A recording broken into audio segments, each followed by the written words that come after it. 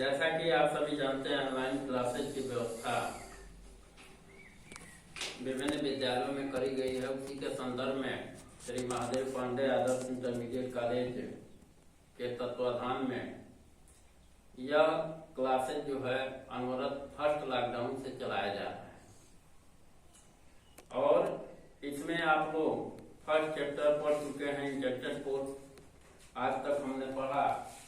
आज 10th class के जो बच्चे हैं, आपको ध्यान यह देना है कि letter to a God, to the God के विषय में हम पढ़ेंगे।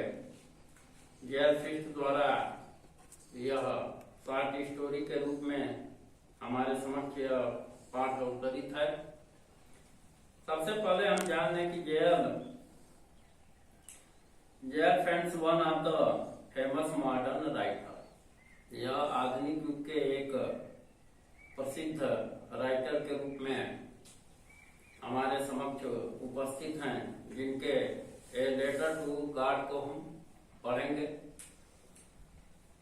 साथ में as written for the young as well as the old, इन्होंने दोनों पक्षों को संबोधित करते हुए अपने लेखनी से सुशोभित किया है, चाहे यंग हो चाहे ओल्ड हो। He is a simple short story writer and humorist। वह मानवीय आधार को लेकर शॉर्ट स्टोरी लिखा करते हैं। He is a general writer who has written on simple themes।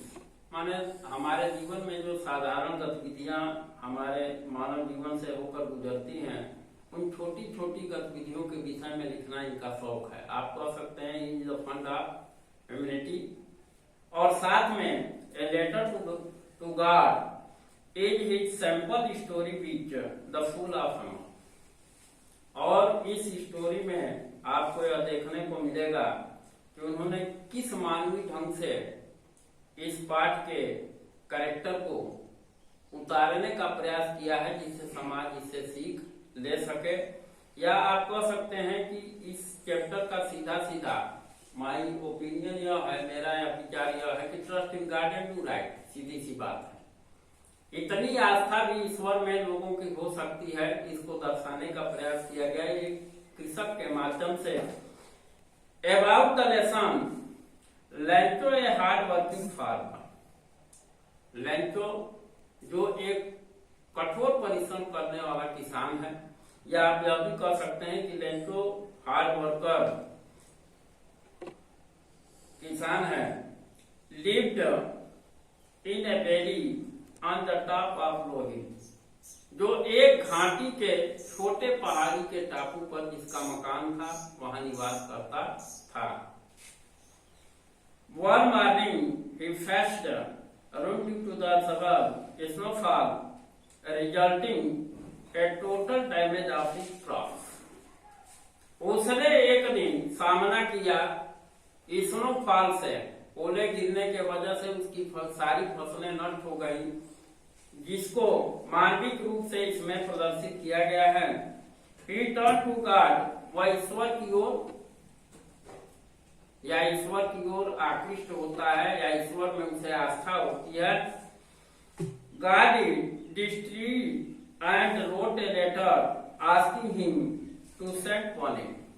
और ईश्वर में आस्था रखते हुए लेंचो ने भगवान को एक पत्र लिखा है। किसके लिए लिखा है? पैसों के लिए। जब स्नोफॉल से, ओले पड़ने से उसकी सारी फसलें नष्ट हो जाती हैं, तो लेंचो ईश्वर को पत्र द्वारा यह दर्शाने का प्रयास करता है कि हमें पैसे की आवश्यकता है और इस समय हमारी मदद कोई कर सकता है तो केवल आप ही कर सकते हो। ऐसा भाव इस चैप्टर में प्रकट किया गया है।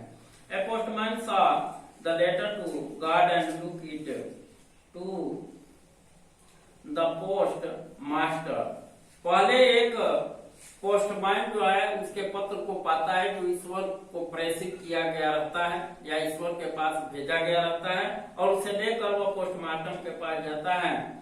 Who first laughed and then was surprised at the faith of the writer। और पोस्टमार्टम देखता है।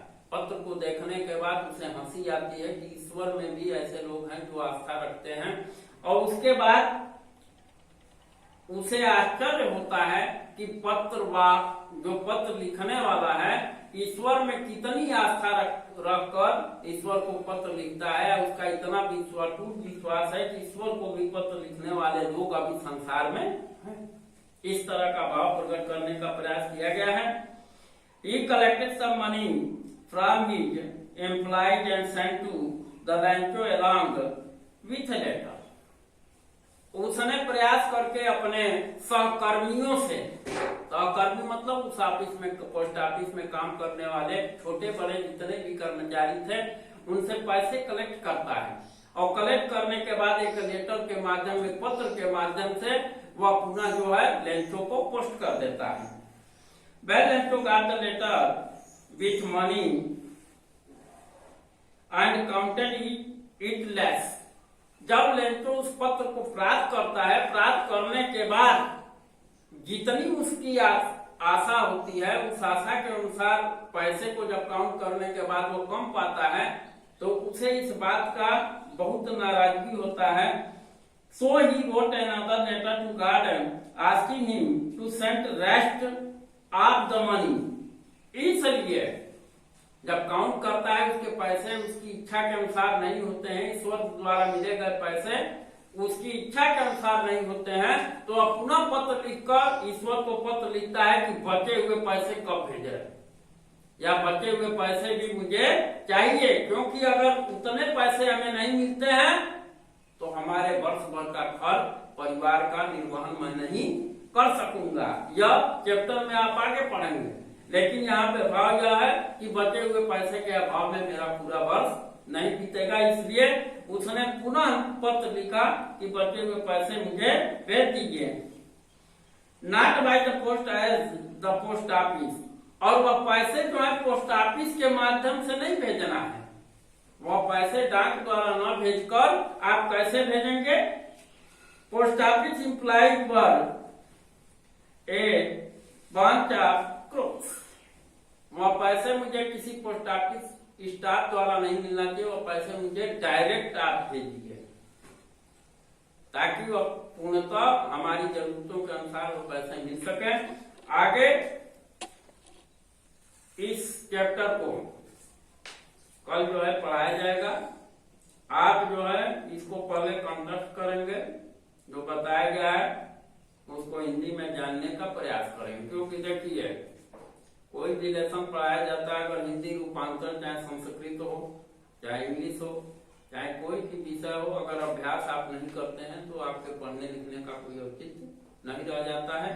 इसीलिए बच्चों बार बार कहा जाता है कि what food is for the physical development, education for social growth. जिस तरह हमारे शारीरिक विकास के लिए रोज भोजन करना आवश्यक है, क्योंकि हम सभी जानते हैं कि मन can not live without bread, कोई भी रोटी के बगैर जीवित नहीं रह सकता है, भोजन के बगैर नहीं जीवित रह सकता है। उसी तरह एक अच्छे स्कॉलर को सतत प्रयास करना चाहिए, ताकि आने वाले दिनों में वो अपने लक्ष्य को प्राप्त कर सके। आप देश के भावी भविष्य हैं। इस शुभकामनाओं के साथ कल पुनः मिलेंगे। धन्यवाद।